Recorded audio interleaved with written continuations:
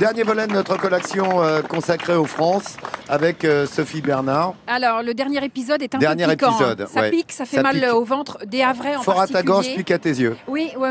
Alors, il deviendra Norway, il deviendra Blue Lady. Et un grand merci à Michel Perrin, qui est un collectionneur de Grenoble, de nous avoir donné les dernières images du France. Regardez. Le paquebot France a été considéré rentable jusqu'en 1968-69. C'est après ça que ses comptes se sont dégradés. C'est la crise en France. Depuis le début de cette histoire des traversées transatlantiques et du service postal, ce sont des services subventionnés. Une ligne régulière, même pleine de passagers, n'est jamais rentable. Après la crise pétrolière, le combustible est très cher, donc forcément l'exploitation du navire devient outrageusement chère. On accuse l'État d'abandonner son France en lui coupant les vivres. Il sera dit à ce moment-là qu'il est hors de question que la France finance des croisières aux millionnaires. Au terme de 377 traversées de l'Atlantique et de 93 croisières, avec près de 600 000 passagers, la Transat annonce que France sera désarmée.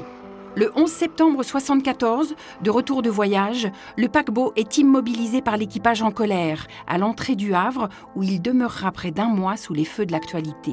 Après ça, France dormira 4 ans et demi au quai de l'oubli, dit aussi le quai de la honte. On est quasi dans une situation de mutinerie, ce qui est quelque chose d'insupportable pour tout marin. La tension était très vive, parce que arrêter le France, c'était cesser tout service civil à la Transat. Ça voulait dire qu'on arrêtait complètement le trafic passager, et c'est des centaines, des milliers de gens qui se retrouvaient au chômage. C'était catastrophique. Ça a été un moment extrêmement difficile. France est d'abord vendue à un homme d'affaires saoudien dont le projet capotera, puis à un armateur norvégien en 1979. Le Havre à la mort dans l'âme. Le paquebot France a vécu. Il est définitivement débaptisé Norway. Le nouveau nom du navire a été peint hier, des lettres impressionnantes de 1,20 m de hauteur. Norway, c'est la deuxième vie de France. Finalement, c'est un navire qui a plus navigué sous le nom de Norway que sous le nom de France, de 1980 à 2003. Michel Perrin, collectionneur et passionné de paquebots, amoureux du France, le suivra lors de son dernier voyage. On a su par les Allemands que le bateau allait partir 2 jours avant. Donc j'ai tout laissé et je suis parti à Bremerhaven pour le voir une dernière fois. Quand on rentre, on a conscience d'être quasiment le dernier à monter à bord du paquebot, tout au moins en tant que Français. Et ensuite voir ce qu'ont vu des millions de gens dans des conditions toutes différentes. Et nous, on découvre un bateau fantôme où il n'y a plus personne, plus aucun bruit, la climatisation est arrêtée, plus de lumière. C'est une sensation extraordinaire. Ça pique les Havrais. Des milliers de Havrais et de Normands sont sur le carreau. Chômage pour tout le monde. C'est vraiment le début de la crise. Ouais. Alors, il y a quand même un ferrailleur qui a eu le nez fin. Et en parlant de nez, il a récupéré le nez du bateau, la proue du France, qui a été vendue aux enchères à Paris en 2009, 273 000 € hors taxe. Il devait être rapatrié sur Deauville, mais il est pour le moment encore quai de Grenelle à Paris.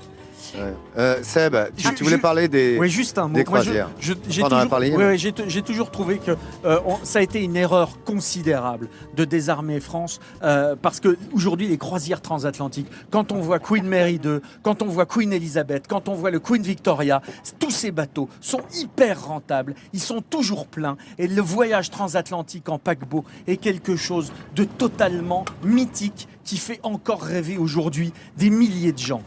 Et là, bravo. Là, on le voyait d'ailleurs sur le quai, ça fait encore mal au cœur au Havre, tout ça. Quand on pense aux France. Merci en tous les cas, Sophie, d'avoir fait revivre cette merveille. Ouais, cette merveille, ça a beaucoup d'émotions qu'on voit ça. Voilà. Donc, on pense à tous ceux qui ont travaillé sur le France, tous ceux qui ont aussi peut-être eu la chance de faire des croisières sur le France.